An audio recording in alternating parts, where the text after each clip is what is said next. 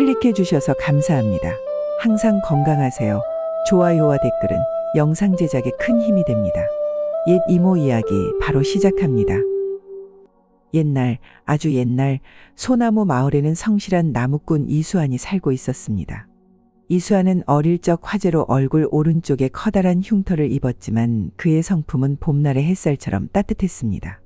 키는 보통보다 작았으나 산에서 나무를 하며 다져진 강인한 체격을 지녔고 마을에서는 그의 근면함과 정직함을 모두가 알았습니다. 수환아, 너도 이제 30을 넘었으니 장가를 들어야 하지 않겠느냐. 어느 봄날 이 노인은 아들 수환에게 말을 건넸습니다. 어머니 김씨도 옆에서 한숨을 내쉬었습니다. 아버님, 어머님 걱정 마십시오. 인연은 때가 되면 찾아올 것입니다. 하늘이 정해놓은 인연을 서두른다고 해서 좋은 것만은 아닐 겁니다. 수환은 미소를 지으며 대답했지만 그의 마음속 깊은 곳에는 쓸쓸함이 자리하고 있었습니다.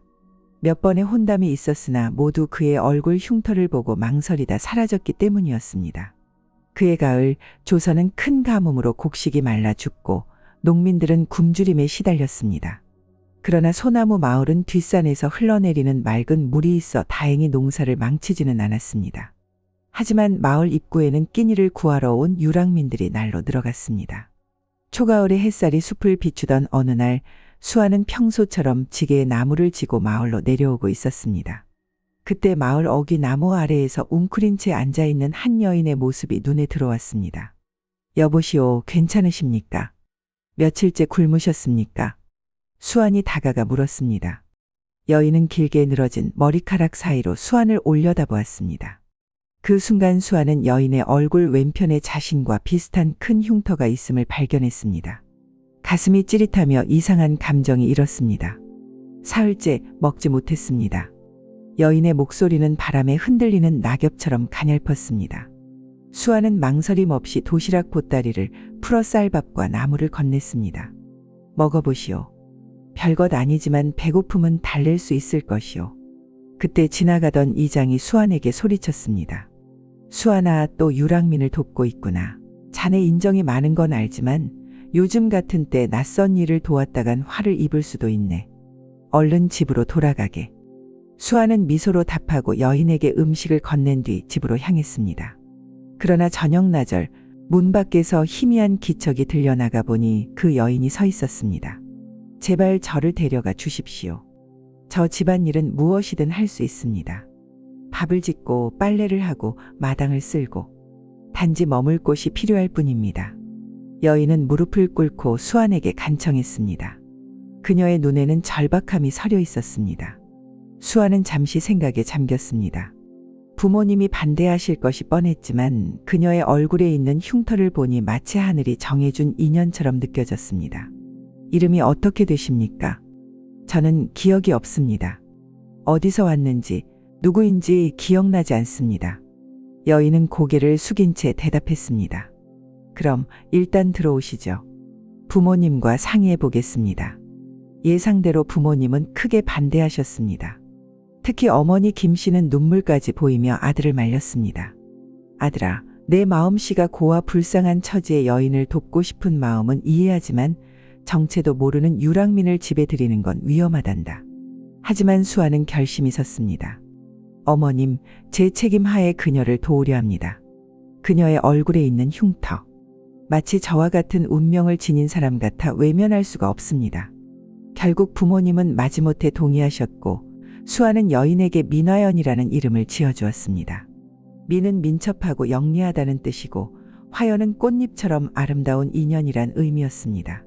화연은 이수환의 집에서 살게 되었고 그녀는 정말 부지런하고 영리했습니다. 부엌 일부터 빨래에 바느질까지 못하는 것이 없었고 특히 약초에 대한 지식이 해박하여 마을 사람들이 아프면 약을 다려주기도 했습니다. 그녀의 정성어린 보살핌에 이 노인 부부의 마음도 점차 누그러졌습니다. 화연이 마을에 정착한 지 반년쯤 지났을 때 그녀와 수환은 자연스럽게 가까워졌습니다. 서로의 흉터가 아닌 마음을 보게 된 두 사람은 마침내 혼인을 결정했습니다. 혼례식은 소박했지만 따뜻했습니다. 마을 사람들은 처음에는 흉터 있는 둘이 만났으니 잘 어울린다며 수군거렸지만 화연의 친절함과 지혜로운 모습에 점차 그녀를 인정하게 되었습니다. 그런데 혼례식 날 수안의 사촌 박도진이 찾아왔습니다. 도진은 이수안보다 얼굴도 준수하고 체격도 좋았으며 말솜씨도 뛰어났습니다. 그는 한양에서 장사를 하다가 실패해 고향에 돌아온 참이었습니다. 사촌형, 오랜만입니다. 형수님도 만나 뵙게 되어 영광입니다. 도진은 공손하게 인사했지만 화연을 바라보는 그의 눈빛에는 무언가 다른 감정이 스쳐 지나갔습니다. 그는 화연의 얼굴에 흉터가 있음에도 그 밑에 감춰진 미모를 알아볼 수 있었던 것입니다. 수아는 사촌 동생을 반갑게 맞이했고 어려운 처지에 있는 도진에게 함께 살자고 제안했습니다. 도진은 감사하다며 수아의 집에 머물게 되었습니다. 며칠 후 화연은 수아에게 한 가지 제안을 했습니다. 여보, 마을 뒷산에 자라는 쌀이나무 덤불 사이에는 벌레들이 많이 살고 있어요. 저희가 그곳에 닭장을 만들어 닭을 키우면 어떨까요? 벌레를 먹고 자란 닭은 살이 오르고 알도 잘 나올 거예요. 수아는 아내의 제안에 기뻐했습니다. 곧 그는 뒷산 일부를 정리해 닭장을 만들었고 화연은 정성껏 닭을 돌보기 시작했습니다. 놀랍게도 화연이 돌본 닭들은 병에 걸리지 않고 빠르게 자랐으며 맛있는 달걀을 많이 낳았습니다. 형수님은 정말 대단하십니다. 마치 선녀가 내려온 것 같아요. 도진은 화연을 칭찬했지만 그의 눈빛은 점점 더 욕심스러워졌습니다. 시간이 흐를수록 닭 농장은 번창했고 수안과 화연은 인근 장터에서도 유명해졌습니다. 이수안의 닭은 품질이 좋기로 소문이 나 멀리서도 사람들이 찾아왔습니다. 농장이 커지자 수안은 도진에게 농장 관리를 부탁했고 자신은 장터에 나가 판매를 담당했습니다. 결혼 1년째 되던 보름달이 뜬 밤, 놀라운 일이 일어났습니다. 수안이 아침에 일어나 화연을 보니 그녀의 얼굴에 있던 흉터가 완전히 사라져 있었던 것입니다. 여보, 당신 얼굴에 흉터가 없어졌어요. 수안은 놀라움에 입을 다물지 못했습니다. 화연도 놀라서 거울을 보더니 감격에 겨워 눈물을 흘렸습니다. 어떻게 이런 일이, 마치 꿈만 같아요. 화연의 얼굴은 흉터 없이 고운 피부와 단아한 이목구비로 빛났습니다. 마을 사람들은 이 소식을 듣고 모두 놀랐고 어떤 이들은 하늘이 내린 기적이라고 말했습니다. 그러나 도진의 마음속에는 질투의 불꽃이 더욱 커졌습니다. 아름다운 화연이 보잘것없는 수안의 아내라는 사실이 그에게는 참을 수 없는 고통이었습니다. 어느 날 밤 화연은 꿈에서 한 노인을 만났습니다. 노인은 그녀에게 말했습니다. 내가 참된 사랑을 찾았구나. 흉터는 너를 보호하기 위한 것이었다. 이제 내 진정한 아름다움을 찾았으니 조심하거라. 욕심 많은 자가 내 행복을 시샘하고 있느니라. 화연은 잠에서 깨어났지만 그 꿈이 생생하게 머릿속에 남아 있었습니다. 그날부터 화연은 도진이 자신을 바라보는 눈빛이 달라진 것을 느꼈습니다. 한편 도진은 마을 외곽에 사는 무당을 찾아갔습니다. 무당은 검은 천으로 얼굴을 가린 채 도진을 맞이했습니다. 무엇이 그리 급하여 한밤중에 이 늙은이를 찾아왔소? 사람의 마음을 빼앗는 약이 필요합니다. 제가 사모하는 여인이 있는데 그녀의 마음을 얻고 싶습니다. 도진의 말에 무당은 냉소를 지었습니다. 그 여인이 이미 혼이 난 사람이란 걸 내 어찌 모르겠소. 박도진, 당신의 속이 순수하지 않음을 이 늙은이가 모를 줄 아시오. 도진은 놀랐지만 곧 냉정을 되찾았습니다. 값은 얼마든지 지불하겠습니다.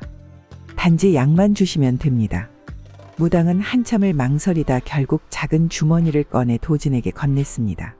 이 가루를 여인의 음식에 타먹이면 그날 밤 여인은 당신에게 마음을 열 것이오. 그러나 명심하시오. 이 세상의 모든 행동에는 대가가 따른다는 것을. 도진은 비웃듯 은전 몇 개를 던지고 그 자리를 떠났습니다. 농장이 번창하면서 수아는 장사 거래를 위해 인근 고을을 자주 다녀왔습니다. 어느 날 화연이 닭장에서 일하고 있을 때 한 노승이 찾아왔습니다. 허름한 차림의 노승이었지만 그 눈빛은 맑고 깊었습니다. 시주 하나 받고 가겠습니다. 화연은 공손히 음식을 대접했습니다. 노승은 음식을 받아 먹으며 화연을 유심히 살펴보았습니다. 시주는 감사하나이다. 그런데 낯이 익은 듯하여. 혹시 남쪽 지방 출신이 아니십니까? 화연은 놀랐습니다. 자신의 과거에 대해 아는 사람을 만난 것은 처음이었기 때문입니다. 스님, 제가 어디 출신인지 아십니까? 저는 제 과거를 기억하지 못합니다. 노승은 미소를 지으며 고개를 저었습니다. 아니요, 단지 느낌이 들었을 뿐입니다. 부인께서 평안하신 것 같아 다행입니다. 이 대화는 마침 닭장에 와 있던 도진의 귀에 들어갔습니다. 그는 즉시 이 노승에게 관심을 갖게 되었고 노승이 떠난 후 그를 몰래 따라갔습니다. 한편 수아는 장사가 잘 풀려 기분 좋게 집으로 돌아오는 길이었습니다. 그런데 어두운 숲길에서 이상한 기운을 느꼈습니다. 거기 계신 분 누구요?